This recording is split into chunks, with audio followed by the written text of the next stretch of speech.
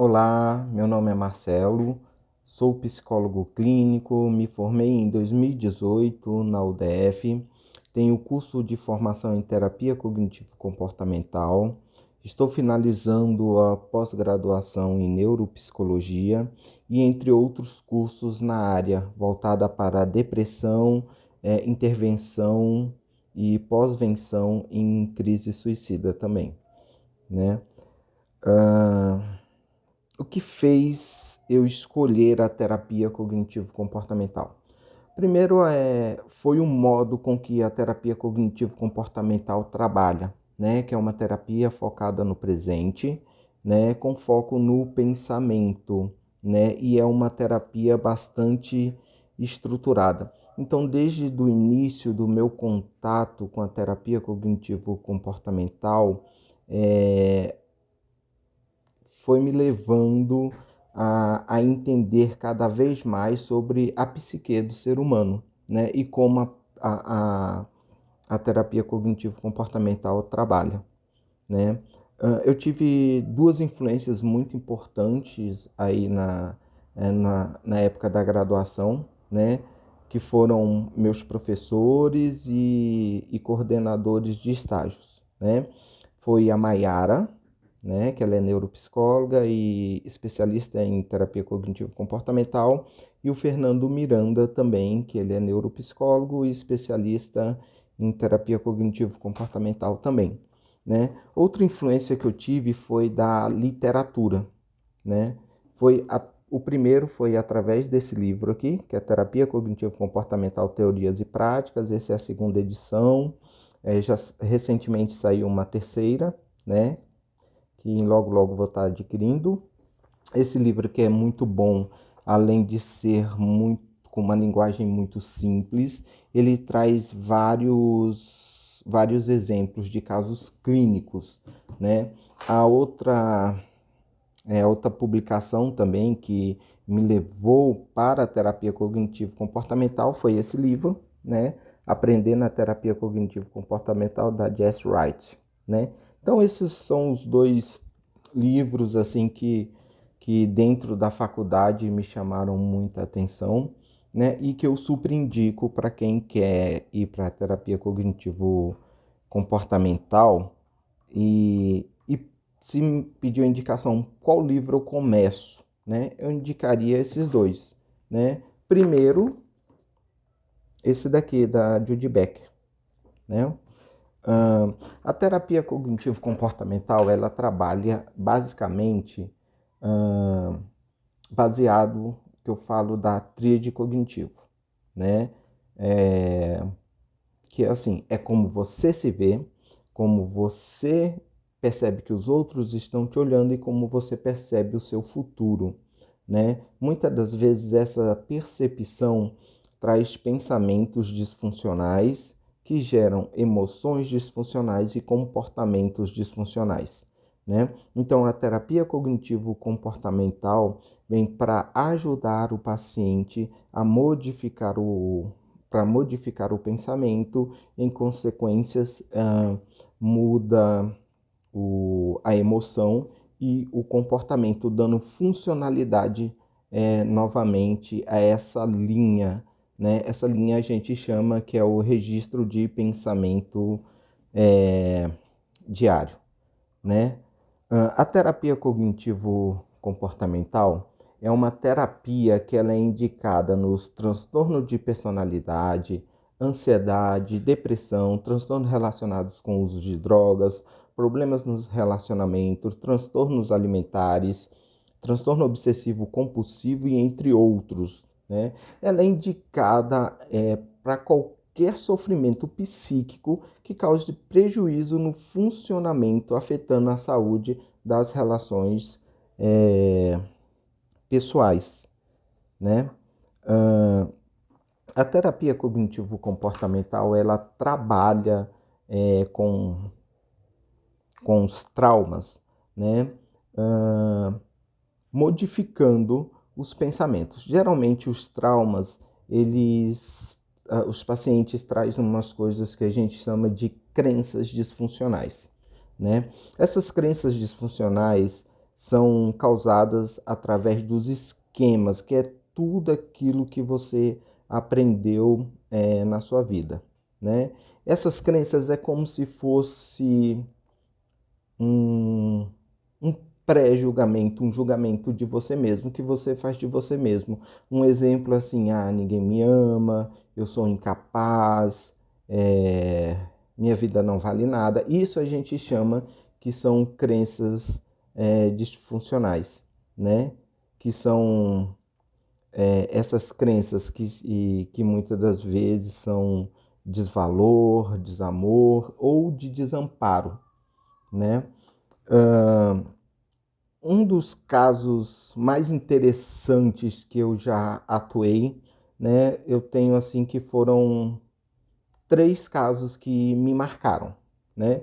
O primeiro foi aí na clínica escola da faculdade, onde eu comecei a atender uma paciente, essa paciente uma mulher adulta, né, que foi diagnosticada com depressão e agorafobia, né? Agorafobia é aquele medo de estar em locais muito cheios, né? E ela trabalhava, né?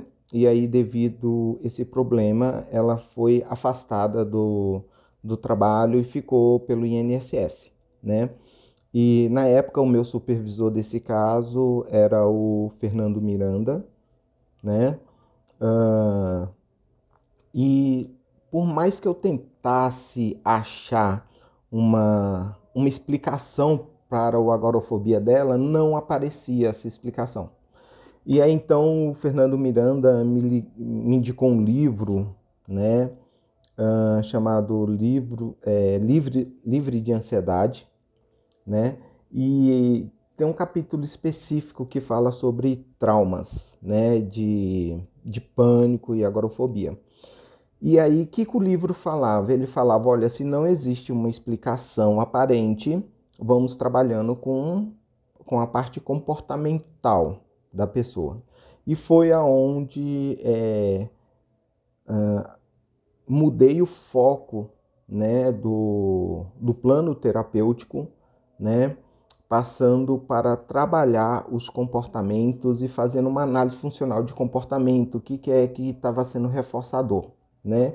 E aí foi trabalhado com essa paciente psicoeducação, reestruturação cognitivo, técnica de respiração e relaxamento, identificação de medos, identificação de comportamento, segurança e evitação, questionamento socrático, experimentos comportamentais, roleplay, exposição gradual e exposição também com óculos de realidade virtual, onde teve um grande avanço no tratamento, né, da paciente. No começo, ela nem sequer abria a janela, né? No final do semestre, ela já estava saindo na rua onde ela morava, né? Então, foi um caso assim muito interessante. O outro caso que eu tive foi uma paciente com depressão grave, né, e ideação ao suicídio. Eu comecei o atendimento dessa paciente, né, uma semana, onde estava fazendo ainda a avaliação, onde foi identificado que a paciente se encontrava numa crise de suicídio, onde, onde eu comuniquei toda a família sobre a crise do suicídio.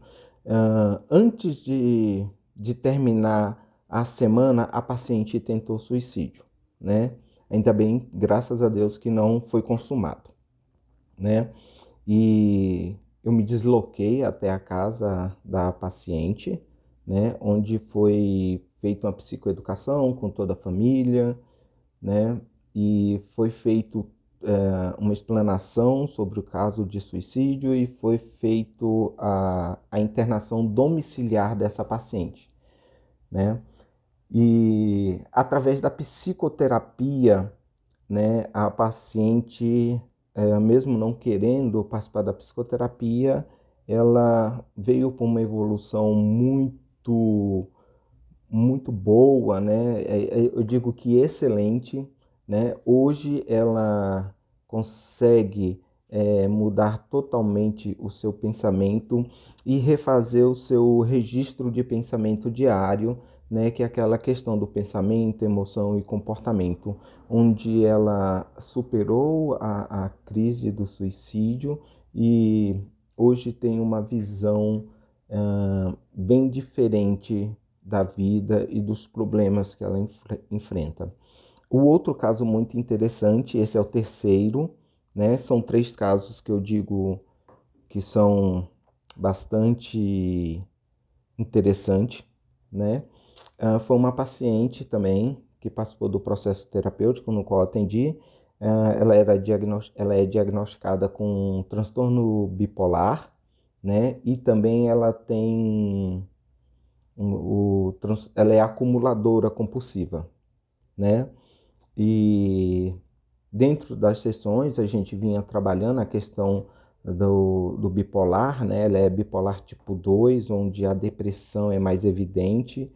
E no processo terapêutico ela veio conseguir a começar a jogar coisas fora, né? O apartamento dela era muito cheio de muitas coisas velhas que nem faziam mais sentido estar ali, né? Parecia aquele programa da televisão Acumuladores Compulsivos, tipo daquele jeito mesmo. Quem já assistiu na, na televisão, né?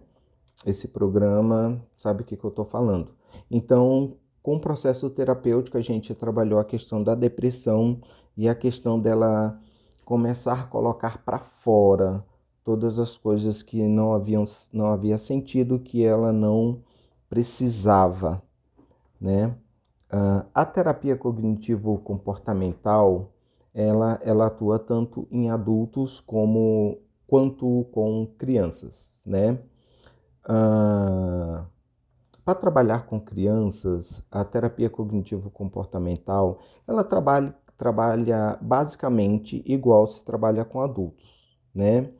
Ah, Só que ela, ela tem uma prática, né, que que é específico para crianças, onde